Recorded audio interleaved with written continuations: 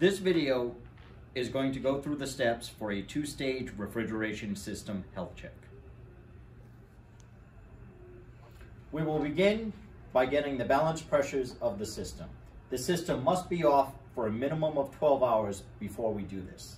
The first stage is located on our lower deck. The second stage is located in the center deck. We will now install a full set of suction and discharge gauges on our first stage.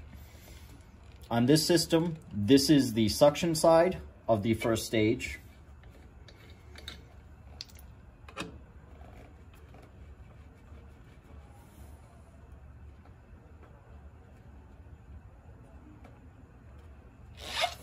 And here is the discharge side of the first stage.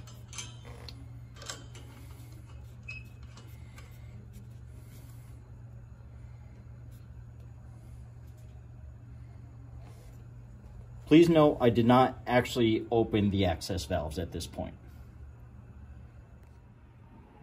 On this system also, our second stage suction is located on the same side as your first stage suction and discharge. Now I'm on the opposite side of the system where the discharge line is actually located.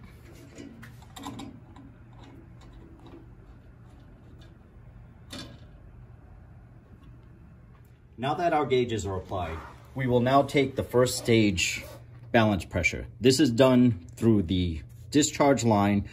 At this point, we will slowly turn the access valve clockwise until the meter reacts. We do not want to continue turning past this point because it may damage the valve stem inside.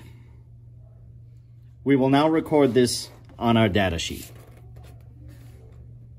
Now we are on the opposite side of the system to get the second stage balance pressure. This will be accessed through the discharge line.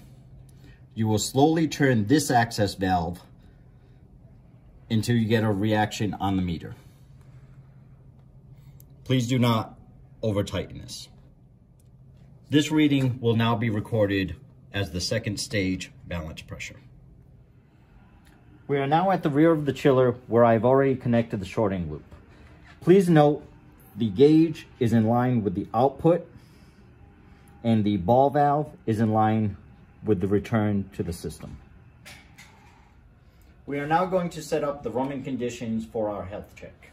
We will set the system to a set point of 25 degrees Celsius with a pressure setting of 35 psi.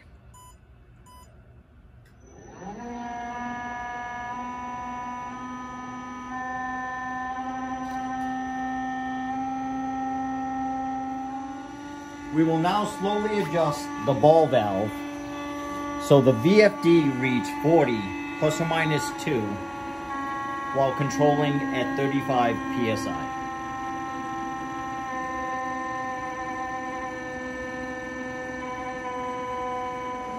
Now that we've set the VFD, we will drive the system to minus 85 and let it sit there for approximately 2 hours. At that point, we will then take our readings for our health check.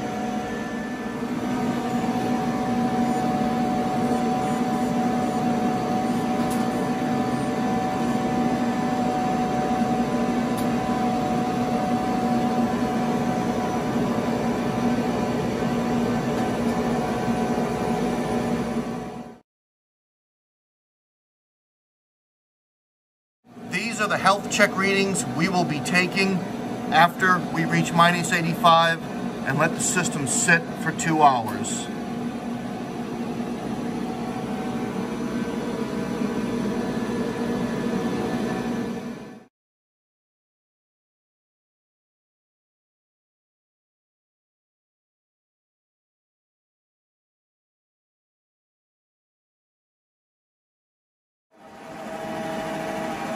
As you can see, our chiller is currently running at minus 85 and has been there for approximately 2 hours now.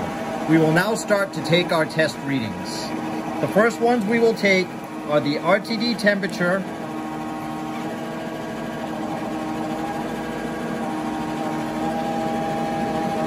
the VFD speed,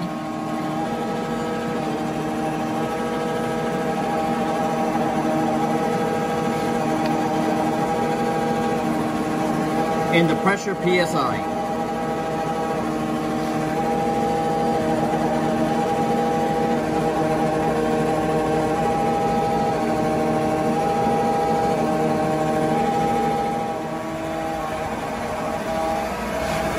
We are now going to take the first stage pressure readings. This is our first stage suction line.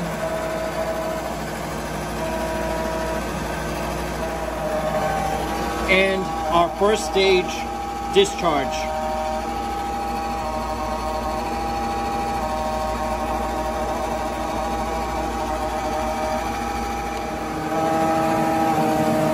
We will now take our second stage pressure readings. This is the suction pressure. And on the other side, we will get our discharge pressure. We are now going to take our compressor 1 running voltages at K3. We will take it from legs A to B, B to C, and A to C.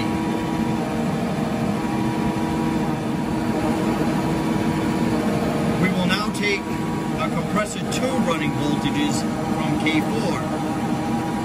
The same method, A to B, B to C, and A to C.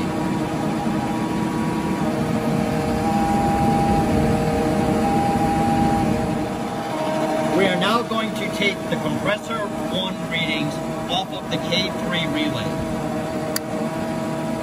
The amperage of leg A, the amperage of leg B,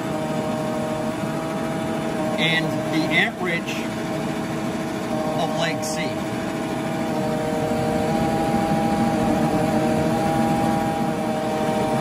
Record these values on your data sheet. I've stepped away from the chiller because it's a little bit quieter now. We are now going to be taking our 8 thermocouple readings. The details and the locations are listed in our LMS 228810.